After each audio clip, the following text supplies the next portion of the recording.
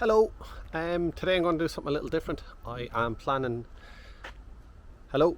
Um, Today I'm doing something a little different. I'm doing my own personal tour of Glasnevin Cemetery, so you can join me in visiting some of Ireland's most historic graves.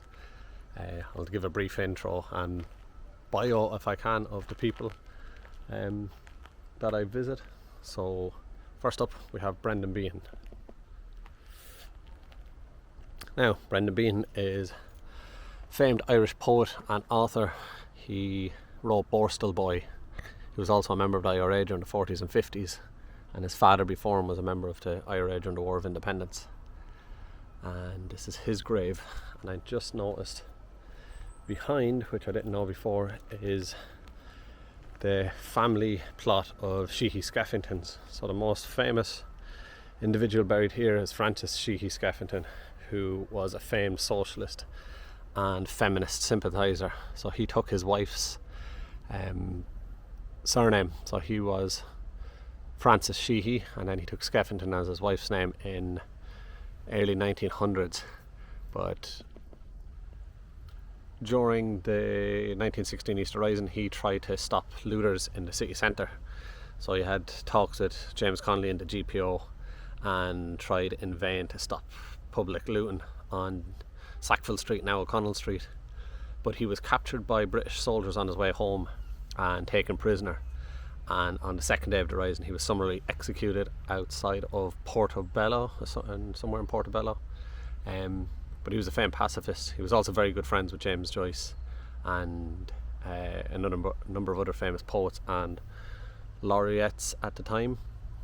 But he was summarily executed for trying to stop looting. So these two men are very close to each other. So you have Brendan Behan and can't see that, but it's a bit far, but Francis Sheehy Skeffington over there.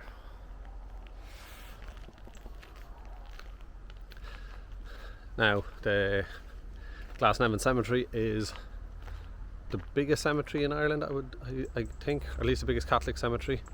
Is the final resting place for over 1.5 million people.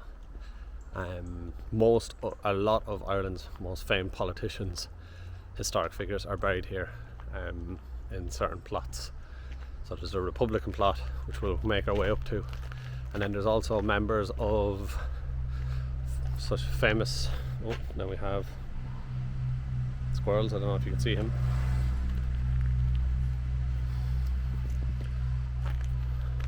They're not very famous, but they're everywhere here. Yeah, it's probably the biggest cemetery in Ireland. It's in Dublin, also obviously located in Glasnevin. Yeah. So we're just going to do my own short walking tour of here today, visiting some of the more historic graves. So we're going to make our way down here.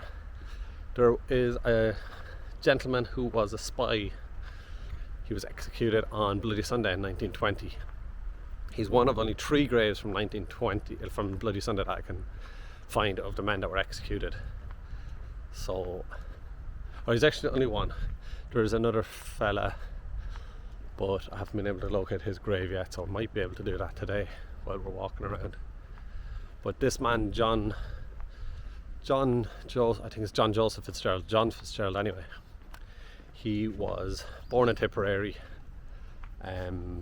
joined the British military, fought in World War I, was injured in the Somme, then joined the early British Air Force and was shot down during World War I and became a prisoner of war for the remainder of World War I.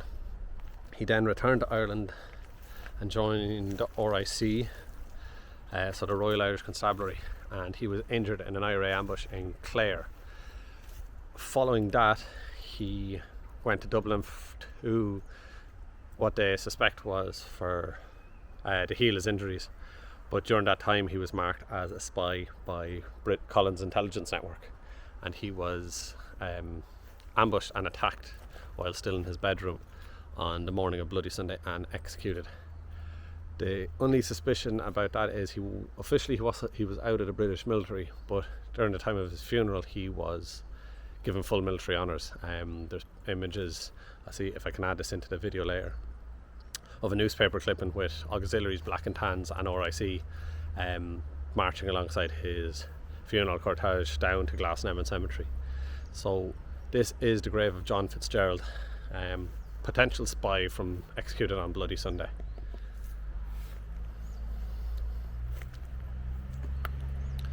So you'll see it here, in memory of John Fitzgerald, who died 21st of November 1920, aged 22 years. Now he's buried, I don't know why he's buried here, because these aren't family members. It doesn't seem. So you have Marion Hayes, also in memory of her cousin and goddaughter Marion Whelan, late of Roscommon, who died 2nd of May 1916. So unless he was some sort of relation to them,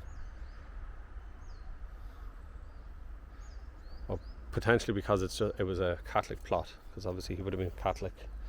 So that's his grave. Yeah. One of the only men I know of that's buried here that was executed on Bloody Sunday on the British side. A lot of the spies would have been British themselves and re-interned back into the UK.